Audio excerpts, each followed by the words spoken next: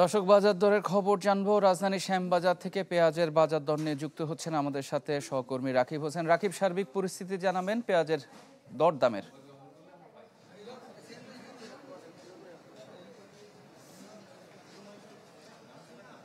দেখুন, নতুন বছরের শুরু থেকেই কিন্তু পেঁয়াজের দামে একরকম স্বস্তিতে রয়েছে সাধারণ মানুষ, এবং এই মাসের শুরু থেকে সেই স্বস্তিটা কেটে যাচ্ছে দাম বাড়ার সাথে সাথে। আমরা দেখেছি যে পেঁয়াজ 30 থেকে 40 টাকার মধ্যে গত 6 মাস বিক্রি হয়েছে, এবং সেটা এই মাসের শুরুতে দাম বেড়ে গেছে এবং এখন অনেকটা 80 থেকে 90 টাকার ঘরে চলে গেছে খুচরা পর্যায়ে।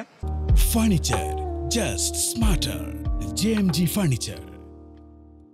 এবং এখন আমরা আছি শ্যামবাজারে। এটা পেঁয়াজের সবচেয়ে বড় পাইকারি বাজার। এখানে দেশের বিভিন্ন অঞ্চল থেকে, বিশেষ করে পাবনা, ফরিদপুর, রাজশাহী এবং মেহেরপুর সহ যেসব এলাকায় পেঁয়াজ বেশি উৎপাদন হয় সেসব এলাকা থেকে সব প্রতিনিয়ত পেঁয়াজ আসে, এবং বিদেশ থেকে আমদানি করা যেসব পেঁয়াজ আসে সেগুলো এখানে আসে এবং এখান থেকে আবার সারা বাংলাদেশে বিতরণ হয়।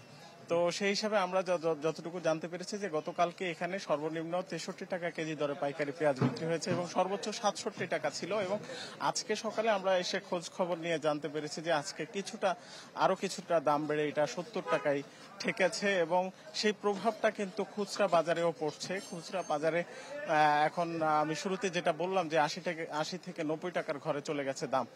তো এর পেছনে আসলে আমরা খোঁজ খবর নেওয়ার চেষ্টা করছি যে কেন দাম বেড়েছে এবং হঠাৎ করে দাম বাড়ার পেছনে কারণ কি। তো তো এখানে যেটা বলা হচ্ছে যে যেসব এলাকা থেকে পেঁয়াজ আসছে, যে ব্যাপারীরা পেঁয়াজ আনতেছেন তারা আসলে দামটা নির্ধারণ করে দেন, এবং তারা বলছেন যে পেঁয়াজ শেষ পর্যায়ে, এবং অনেক পেঁয়াজ পচে গেছে কৃষকের ঘরে, যে কারণে কৃষক এখন কিছুটা বাড়তি দামে বিক্রি করছেন এবং সেই প্রভাবটা এখন বাজারে পড়ছে। কিন্তু আমরা আসলে কৃষি সম্প্রসারণ অধিদপ্তর বা সরকারি যে সংস্থাগুলো কৃষি নিয়ে কাজ করেন, অন্তত 10টি সংস্থা আছে, তাদের কাছ থেকে এমন কোনো তথ্য পাইনি যে যারা আসলে পেঁয়াজের দাম বাড়ার পেছনে কোনো যৌক্তিক কারণ আছে কিনা। কারণ তারা যতটুকু জানিয়েছে যে পেঁয়াজ এবার উৎপাদন ভালো হয়েছে এবং 5 লাখ টনের বেশি পেঁয়াজ এবার বেশি উৎপাদন হয়েছে গত বছরের তুলনায়। তো সেই পেঁয়াজের উদ্বৃত্ত থাকার পাশাপাশি এই যে বাজার এতদিন স্থিতিশীল ছিল, এটা যৌক্তিক একটা বিষয় ছিল। কিন্তু এখন আসলে কেন দাম বাড়ছে এবং এখানে কোনো সিন্ডিকেট আছে কিনা বা ব্যবসায়ীদের কারসাজি আছে কিনা, এটা আসলে কৃষি সম্প্রসারণ অধিদপ্তর সঠিক কোনো তথ্য দিতে পারছে না, এবং বাজার ব্যবস্থাপনায় সরকারের যে সংস্থাগুলো কাজ করছে তাদের কাছেও কোনো তথ্য নেই। তো এটা নিয়ে আসলে কাজ করার সুযোগ আছে আরো। আপনাকে ধন্যবাদ। দর্শক, রাকিব হোসেন যোগ দিয়েছিলেন আমাদের সাথে শ্যামবাজার থেকে, জানাচ্ছিলেন পেঁয়াজের দরদাম।